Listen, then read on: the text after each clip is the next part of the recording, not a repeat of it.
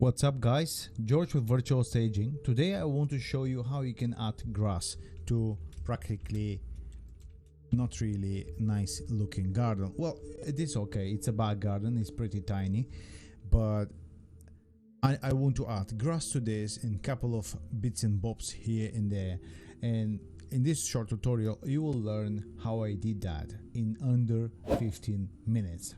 Let's crack on. As you can see, I've done pretty much most of the work already. I've built all the walls. I've created this decking, which is the rice decking over there. Let me quickly hide this forest pack object because I want you to be able to see what I've done. I've added this box to resemble my shed inside the scene. I've created additional polygon which will be used for tiles, and I have this raised decking, and I have this model already, even this small planter here, because I want to add a couple of bits and bobs on top of it.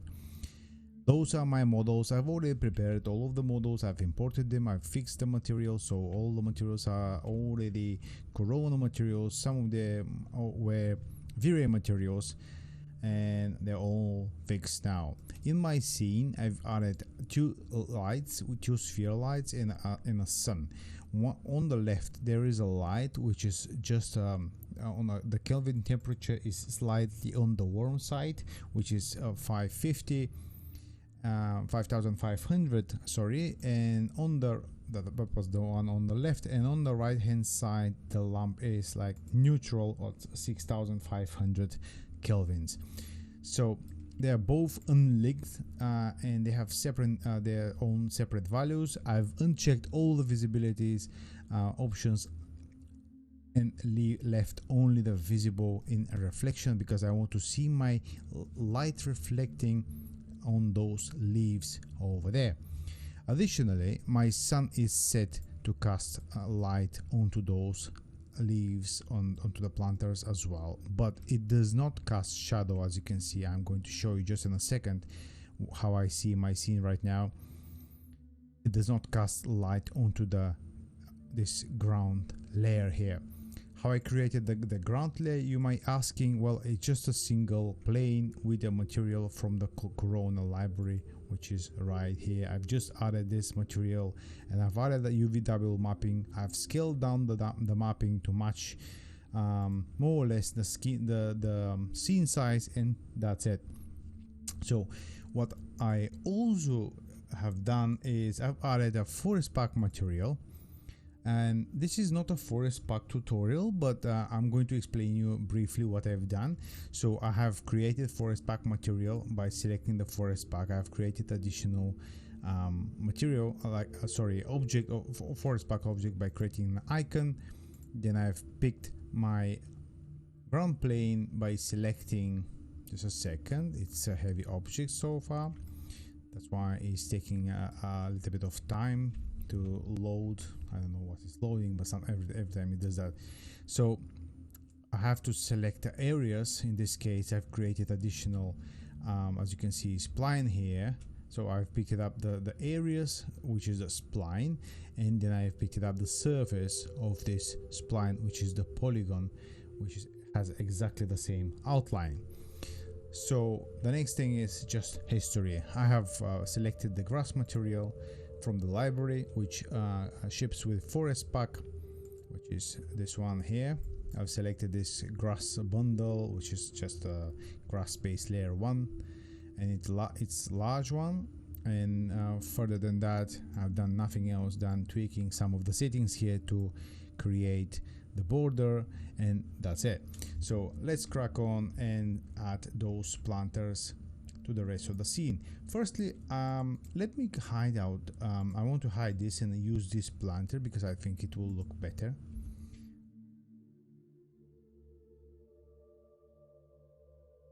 Erase it here, and I will snap it right there to this part of the decking, and I will increase its scale to match it. Obviously it won't be black, it's black just for now, for me to test out how my scene it is looking right now. Okay, it's flying. It's a good sign. Still low, Still flying. I have noticed something with many of you. By the way, if you're not in our Facebook group, go in, join the Facebook group. It's called Virtual Staging with George. It's free to join. Yeah, just you have to go in your Facebook account and find the group and then press join. So I have noticed with many of you that all your objects and materials are not properly set up, and so I'm considering making some tutorials on materials and on some general rules, because I've seen a lot of virtual staging scenes where objects are flying. Yeah, they are flying, they're not properly attached to the ground or the environment object. So I'm going to adjust this where it belongs. It should be right there, and then I will cancel this interactive rendering, and what I will do is I will go there and see where this planter should be, and I'll raise it. And what I have to do as well is to model briefly this planter by selecting a cylinder, and I'm going to create a really brief shape just to resemble this. I will make it as a center, and then I will scale it up further, and I see it's larger than this, so it will take more size. Then I'm going to remove some of those edges because I simply don't need them, but then I'm going to match this bit, and I suppose just briefly, guys, it don't have to be that precise, but you want your objects to look like they are really sitting on that pot, inside the pot, on the scene. So I'm going to add this shadow capture material to this. Let me quickly render this to see what I'm seeing in the scene, and I suppose it will be looking okay. So now we have another problem, and the problem is that my chair is protruding. There is two ways we can fix this. One of the ways is if I just block it off with another object, or the other one is I can erase just the remaining bits in Photoshop. In this particular scene, I'm going to use the Photoshop method because it's quicker. But in some scenes where you have many objects, multiple objects casting shadow one on top of each other, maybe it will be wise if you block it out with actual geometry, because this will create further shadows onto your objects, and that will add to your realism. So let's leave it as it is right now, and I think it's looking all right. And the following thing is I'm going to get maybe another planter right here just to block it out to look like really nice, and I'll invert it, and maybe I will move this because I want it to be hanging off the scene itself. But then I should adjust this and then have a problem by seeing the rest of the planter is protruding through the object. Oh well, I suppose it's fine. We're going to do this, and by doing this we are hiding what's behind this. Then I'm going to steal that planter here, and I will scale it down. I suppose it should be right there. Yeah. Then I'm going to get one of those models, and I'll take it in, and I will like this. Let me check what I'm seeing right there. I think it's going to be all right.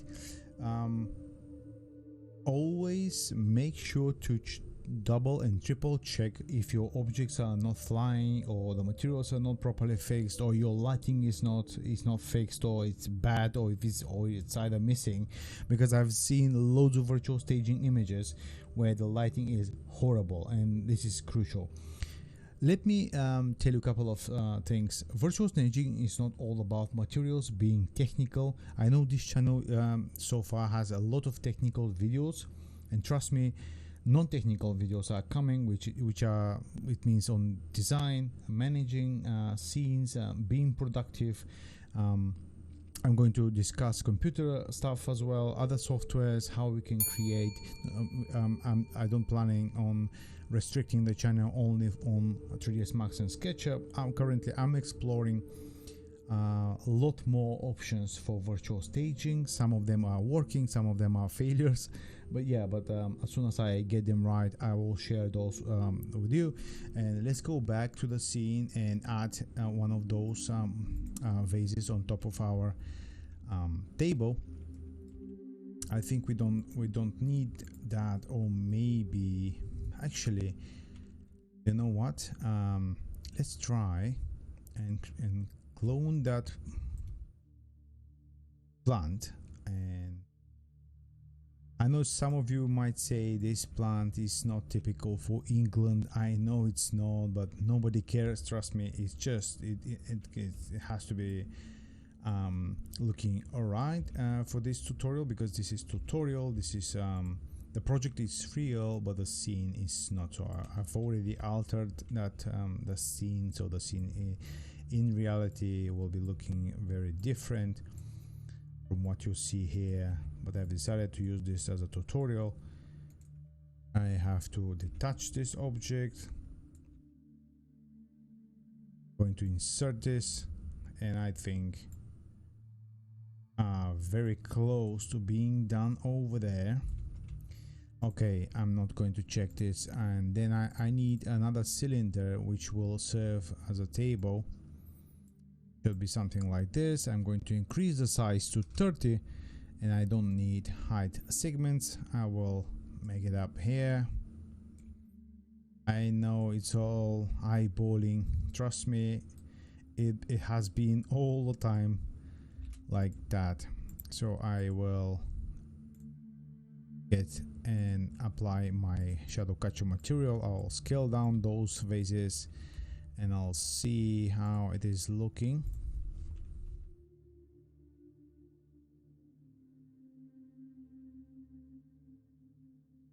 Yeah, my scene hasn't been set up, so I'm going to add highlight compress at 2.5 and maybe contrast at 3, and I will restart the interactive rendering and zoom in just in a second to see what we have done over there. It is looking decent. It's not amazing, but for the purpose of this tutorial it is looking great.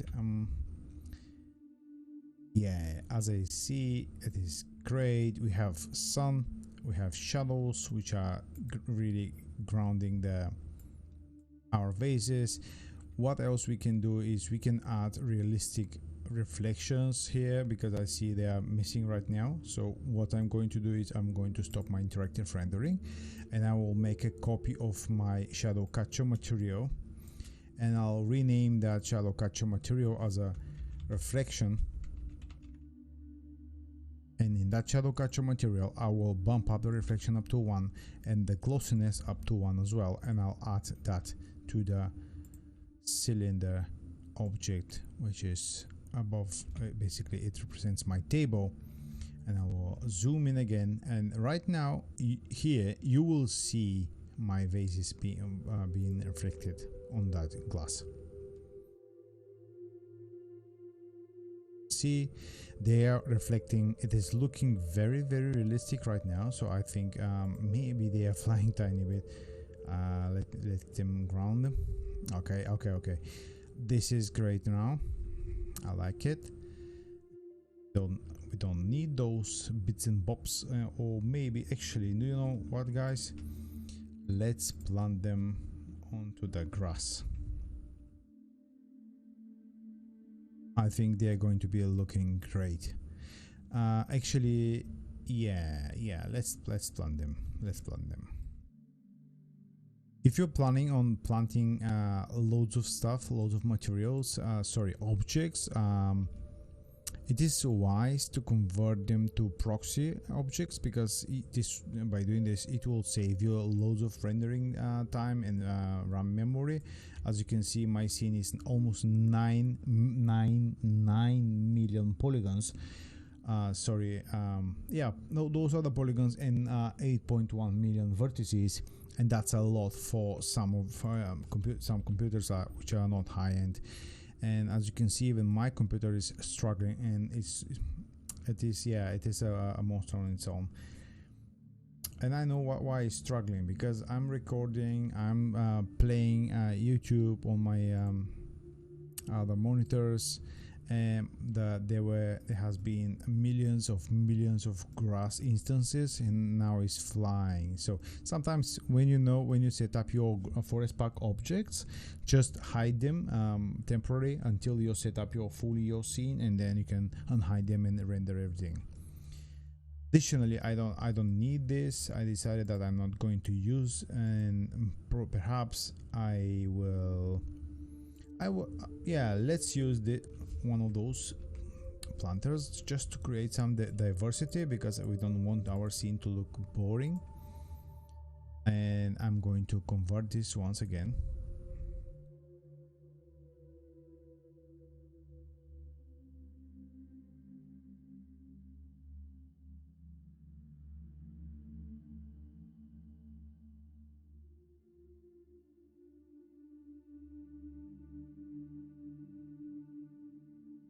Always make sure to work with snap, because snapping objects onto other objects is always good, because this grounds your objects and makes your scene believable. As you can see, the white is too white, and I have to play a bit with my model to make it looking all right.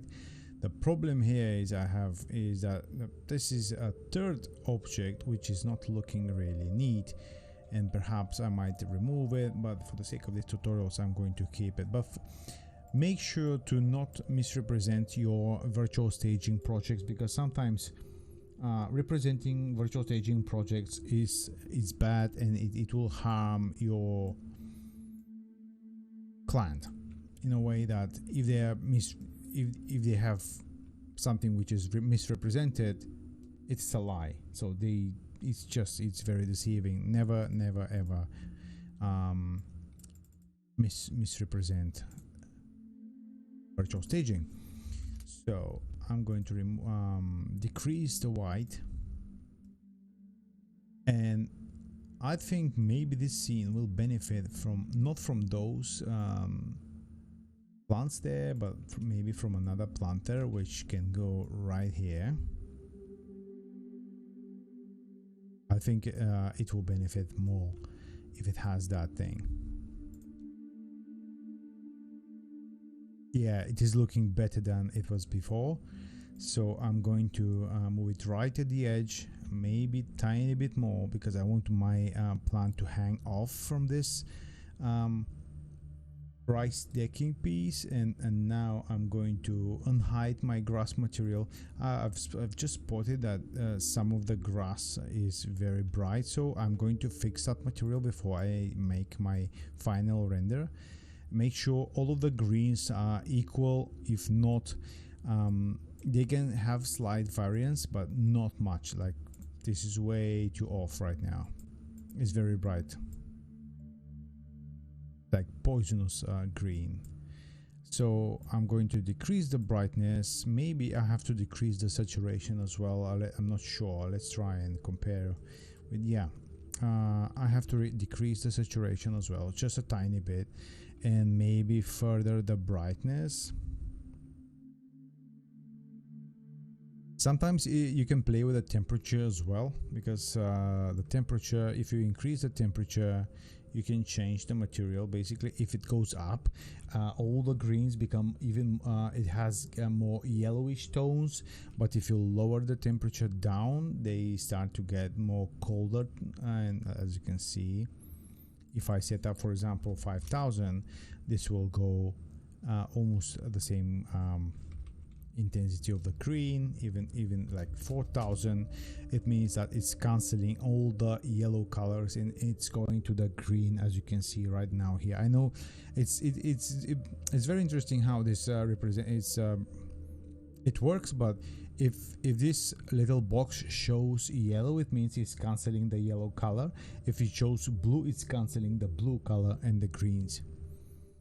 So I think it is okay right now, and I'm going to unhide my forest pack object, which is my grass, and I will select quickly and check what I'm rendering right now. Obviously the grass, it looks artificial, and you can fix this either in 3ds Max or in Photoshop, and my preference is that I'm going to fix the grass in post-production because it's easy and I can add some variance and some additional shadows. It will be much more easier and time saving. What else you can see here is that it's not properly aligning with this thing because haven't paid that much attention to fix it, but this will be done in Photoshop just by making a selection here and clone stamping a couple of the bits of and bobs over there, and that should be it. So don't forget to add always your rendering elements when you're rendering, especially the final renderings. Select your masking and always set display to material ID, and job done, guys. You can go and watch this video right now on the screen if you want to learn more about virtual staging and how to create the perspective match.